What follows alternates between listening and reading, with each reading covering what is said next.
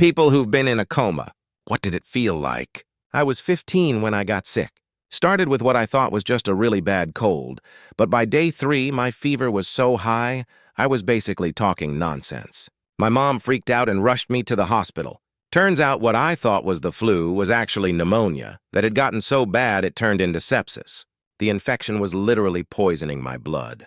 The doctor said my body was shutting down to protect itself. I remember being wheeled into the ICU and hearing my mom crying in the hallway.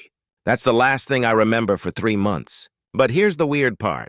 I wasn't just lying there in darkness like people think. In my mind, I was back in our old house from when I was little. The one we moved out of when I was 8 after my brother Amir died in that car crash. Everything looked exactly the same. Same ugly green carpet in the living room. Same creaky stairs, even the same smell of my mom's cooking. But I couldn't leave.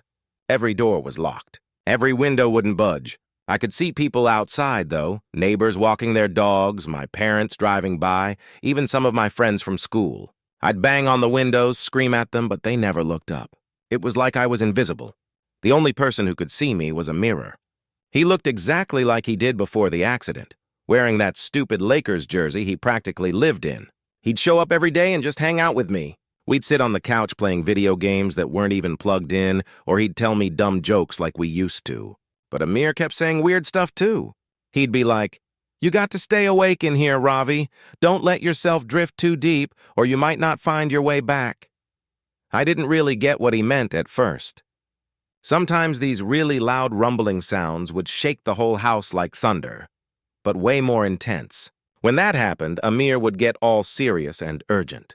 He'd grab my shoulders and be like, "They're calling you. Listen hard. That's your way out." It took me forever to realize those rumbles weren't thunder at all. They were voices from the real world.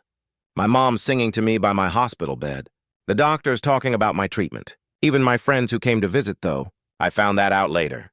The strangest part was how time worked. Sometimes it felt like air and I hung out for days. But other times he'd disappear for what seemed like weeks.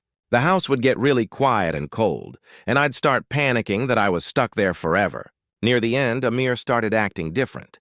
He seemed kind of sad but also excited, if that makes sense.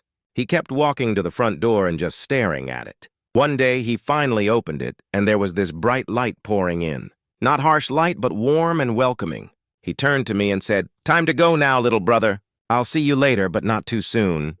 "Okay."